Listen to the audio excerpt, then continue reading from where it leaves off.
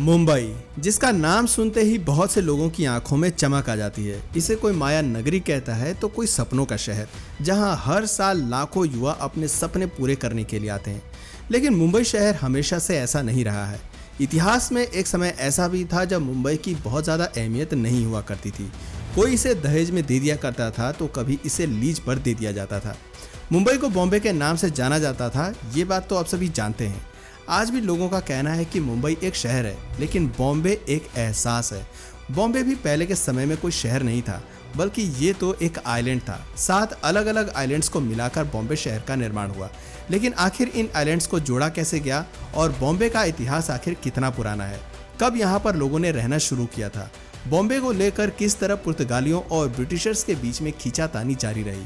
और बॉम्बे को क्यों पहले बीमारियों का गढ़ कहा जाता था? कैसे बॉम्बे ने अपनी पहचान बनाई और कैसे इस शहर ने बॉम्बे से मुंबई तक का सफर तय किया? आइए जानते हैं। दोस्तों, बॉम्बे का इतिहास हजारों साल पुराना है। यहाँ पर स्टोन एज के समय से लोग रह रहे हैं। करीब 2300 साल पहले यहाँ पर लोगों के रहने के सबूत मिले हैं।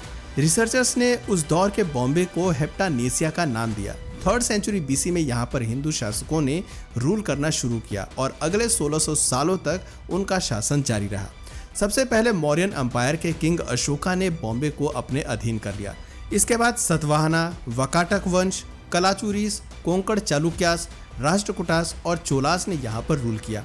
साल 1348 में बॉम्बे दिल्ली सल्तनत के अधीन आ गया और मोहम्मद बिन तुगलक ने यहाँ अपनी सत्ता स्थापित कर ली। तुगलक साम्राज्य के कमजोर पड़ने के बाद गुजरात के गवर्नर जाफर खान ने अपनी गुजरात सल्तनत की स्थापना की और बॉम्बे को अपनी सल्तनत का हिस्सा बना लिया।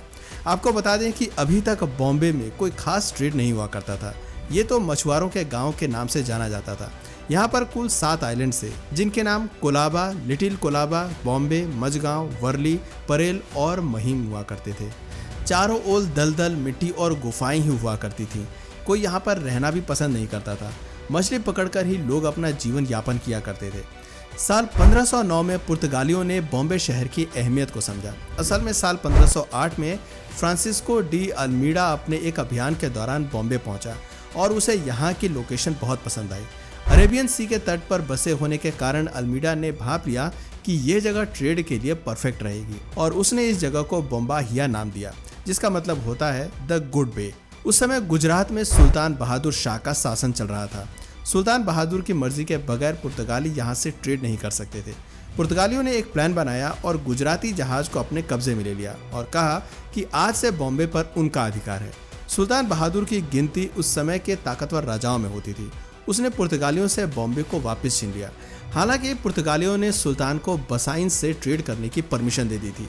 साल 1526 में बाबर ने मुगल सल्तनत की स्थापना की और उसकी मौत के बाद हुमायूं मुगल साम्राज्य का विस्तार कर रहा था। मुगल साम्राज्य से डरकर सुल्तान बहादुर ने पुर्तगालियों से दोस्ती कर ली। इस दोस्ती का फायदा पुर्तगालियों ने अच्छे से उठाया और 23 दिसंबर 1534 के दिन ट्रीटी ऑफ बसाइन साइन हुई, जिसके तहत बॉम्बे के 7 आइलैंड्स और बसाइन का शासन पुर्तगालियों को सौंप दिया गया। ये पुर्तगालियों की भारत में पहली बड़ी जीत मानी जाती है। पुर्तगालियों ने अपना व्यापार यहाँ पर आगे बढ़ाया। मसालों के साथ साथ कोकोनट और कपास के ट्रेड भी बड़े पैमाने पर किए जाने लगे और इंटरमैरिज शादियों को भी बढ़ावा दिया गया। चर्च, पोर्ट्स, रोड्स और ट्रेडिंग सेंटर का निर्माण बॉम्बे में कराया गया। इस तरह इंडियन ओशन में पुर्तगाली अपनी पकड़ मजबूत करने में लगे हुए थे, जिससे कि अन्य यूरोपीय देश भारत की ओर न बढ़ सके। लेकिन फिर भी डच, फ्रेंच और ब्रिटिशर्स भारत आने में सफल हुए। ये सभी यूरोपियंस भारत के अलग अलग हिस्सों से ट्रेड कर रहे थे। भारत का अधिकतर हिस्सा उस समय मुगलों के अधीन था और मुगल सबसे ज्यादा सपोर्ट पुर्तगालियों को ही कर रहे थे। पुर्तगाली बदले में मुगलों को अच्छा खासा टैक्स भी दिया करते थे।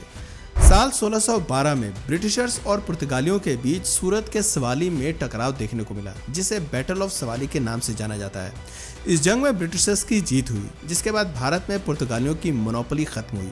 17वीं शताब्दी में ईस्ट इंडिया कंपनी लगातार अपनी जड़ें भारत में मजबूत कर रही थी। साथ ही डच की पावर्स भी लगातार बढ़ रही थी और ये सभी विदेशी ताकतें वेस्टर्न कोस्ट के एरिया में अपना इन्फ्लुएंस बढ़ाना चाहते थे। ब्रिटिशर्स जानते थे कि यदि उन्हें भारत से अपना इंपोर्ट और एक्सपोर्ट बढ़ाना है तो किसी तरह पुर्तगालियों से बॉम्बे को हथियाना होगा। इसके लिए ब्रिटिशर्स ने एक प्लान बनाया। एक मैरिज प्रपोजल पुर्तगालियों के सामने रखा गया, जिसमें कहा गया था कि पुर्तगाल के राजा जॉन फोर्थ अपनी बेटी कैथरीन ऑफ ब्रिगेंजा का विवाह ब्रिटिश किंग चार्ल्स II के साथ कर दें। लेकिन इस प्रस्ताव के साथ ही ब्रिटेन ने दहेज में बॉम्बे शहर की मांग की और कुछ शर्तें भी रखी। ये एक मैरिज प्रपोजल से ज्यादा बिजनेस प्रपोजल लग रहा था। 1661 में ये प्रपोजल पुर्तगालियों के सामने ऑफर किया गया, लेकिन राजकुमारी इस रिश्ते के सख्त खिलाफ थी। उन्हें पता चला कि किंग चार्ल्स की पहले से भी कई शादियां हो चुकी हैं, तो उन्होंने शादी से इनकार कर दिया। लेकिन ब्रिटिशर्स बार बार इंसिस्ट कर रहे थे। साथ ही पुर्तगालियों को डच से खतरा महसूस होने लगा था, क्योंकि नीदरलैंड्स उस समय यूरोप का सबसे अमीर देश बन चुका था। ऐसे में पुर्तगालियों को प्रपोजल एक्सेप्ट करने में ही भलाई लगी। कैथरीन ऑफ ब्रिगेंजा और किंग चार्ल्स II का विवाह साल 1668 में हुआ और प्रपोजल के अनुसार बॉम्बे सहित 7 आइलैंड्स ब्रिटेन को सौंप दिए गए। ब्रिटेन के महाराज ने वसूली रकम पर ये 7 आइलैंड्स ईस्ट इंडिया कंपनी को दे दिए। ब्रिटेन ने बॉम्बे को अपने अनुसार डेवलप करना शुरू किया। उन्होंने अपने इंपोर्ट एक्सपोर्ट को बढ़ाया। कई कुएं, warehouse, custom house, civil court का निर्माण ब्रिटेन ने करवाया। बॉम्बे कैसल सहित कुछ किले भी अंग्रेजों ने बॉम्बे में बनवाए और इसी बीच ईस्ट इंडिया कंपनी ने अपना हेडक्वार्टर सूरत से बॉम्बे शिफ्ट कर दिया। बॉम्बे में विकास तो हो रहा था, लेकिन यहाँ पर बीमारियां भी लगातार बढ़ रही थी। प्लेग, मलेरिया और चिकनगुनिया जैसी बीमारियां यहाँ आम होती जा रही थीं। बीमारियों से निपटने के लिए अंग्रेजों ने यहाँ पर हेल्थ केयर यूनिट्स और हॉस्पिटल्स का निर्माण कराया। अच्छी मेडिकल फैसिलिटीज के साथ बॉम्बे की जनसंख्या कुछ ही सालों में 10,000 से बढ़कर 60,000 तक पहुँच गई थी। अंग्रेज यहाँ से रॉ मटेरियल्स ब्रिटेन भेजते और वहाँ से फाइनल प्रोडक्ट इंपोर्ट कर पूरे भारत में उसे बेचा जाता था। कपड़े, स्पाइसेस, आइवरी और लेड का व्यापार यहाँ प्रमुख रूप से किया जा रहा था। साल 1782 में विलियम हॉर्नबाय बॉम्बे के गवर्नर बने। उन्होंने देखा कि बारिश में बॉम्बे का हाल बेहाल हो जाता है। कई जहाज पानी में डूब जाते थे, जिस कारण काफी नुकसान होता था। उन्होंने सोचा कि यदि 7 आइलैंड्स एक हो जाएं तो उससे काफी ज्यादा फायदा होगा। उन्हें ज्यादा लैंड मिल जाएगी, दलदल और बारिश के कारण होने वाली समस्याओं से भी निजात मिलेगी। एक और पोर्ट होने के कारण अन्य विदेशी ताकतों के लिए हमला करना भी मुश्किल हो जाएगा। अब 7 आइलैंड्स को एक करने का काम शुरू हुआ। मिट्टी, मलबा डालकर खाली जगहों को भरा जाने लगा। कई कॉजवेज का निर्माण बीच में कराया गया। इस प्रोजेक्ट्स में एक लंबा समय लगा। 1782 में शुरू हुआ ये प्रोजेक्ट 1845 में जाकर खत्म हुआ और इस पूरे प्रोजेक्ट को हॉर्नबाय विलार्ड रिक्लेमेशन प्रोजेक्ट का नाम दिया गया। इसके बाद बॉम्बे एक शहर का रूप लेने लगा। अन्य शहरों और राज्यों से लोग काम की तलाश में यहाँ आने लगे। कई प्रोजेक्ट्स और मैन्युफैक्चरिंग यूनिट्स का निर्माण यहाँ होने लगा। हेल्थ फैसिलिटीज को और भी बेहतर किया जाने लगा। वर्ल्ड वॉर II के दौरान मरीन ड्राइव पर एक फ्लाईओवर का निर्माण भी कराया गया, जिससे सिपाहियों तक खाना, जरूरत का सामान और हथियार आदि पहुंचाए जा सके। साल 1947 में भारत को ब्रिटेन की गुलामी से आज़ादी मिली और इस आज़ादी में बॉम्बे का भी योगदान महत्वपूर्ण रहा। 1885 में A.O. ह्यूम ने इंडियन नेशनल कांग्रेस की स्थापना बॉम्बे में ही की थी।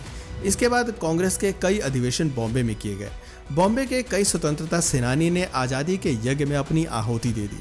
साल 1911 में जॉर्ज V के राज तिलक समारोह के लिए बॉम्बे में ही गेटवे ऑफ इंडिया का निर्माण शुरू किया गया। अब इन सब घटनाओं के बीच साल 15 अगस्त 1947 के दिन भारत को आज़ादी मिली।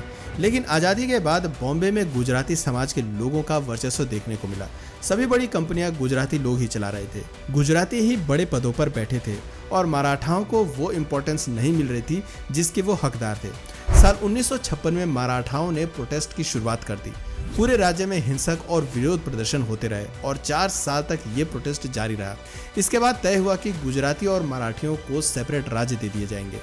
1 मई 1960 के दिन गुजरात बॉम्बे से अलग हुआ और मराठियों के राज्य को महाराष्ट्र नाम दे दिया गया। बॉम्बे को महाराष्ट्र की कैपिटल सिटी घोषित कर दिया गया। साल 1995 में बॉम्बे का नाम बदलकर मुंबई कर दिया गया। ये नाम मुंबई की प्रसिद्ध मुंबा देवी के नाम पर रखा गया है। इस तरह बॉम्बे आधिकारिक रूप से मुंबई बन गया। आज के समय में मुंबई भारत की आर्थिक राजधानी कही जाती है। सेबी, नेशनल स्टॉक एक्सचेंज और RBI जैसे सभी आर्थिक कंपनियों के हेडक्वार्टर इसी शहर में मौजूद हैं। इस शहर की GDP $300 बिलियन से भी अधिक है और 2 करोड़ से अधिक लोग इस शहर में रह रहे हैं। बॉलीवुड इंडस्ट्री का गढ़ भी मुंबई है। मुंबई की गिनती आज न सिर्फ भारत के सबसे अमीर शहरों में होती है, बल्कि भारत के सबसे साफ शहर, सबसे महंगे शहर और सबसे अधिक डेंसिटी वाले शहरों में मुंबई का नाम शामिल है। तो दोस्तों, ये था मुंबई का पूरा इतिहास। उम्मीद करते हैं आपको हमारी आज की वीडियो पसंद आई होगी। दोस्तों, आप में से कौन कौन बॉम्बे गया है नीचे कमेंट सेक्शन में ज़रूर बताएं और ये भी बताएं कि आप इस वीडियो को अपने किस शहर से देख रहे हैं। और अगर आप भारत के किसी अन्य राज्य के इतिहास में और जानना चाहते हैं तो उस शहर का नाम नीचे कमेंट सेक्शन में भी ज़रूर लिख सकते हैं। तो दोस्तों, आज के लिए बस इतना ही। आपसे फिर मिलेंगे एक नई वीडियो और ढेर सारी रोचक जानकारी के साथ। तब तक के लिए नमस्कार।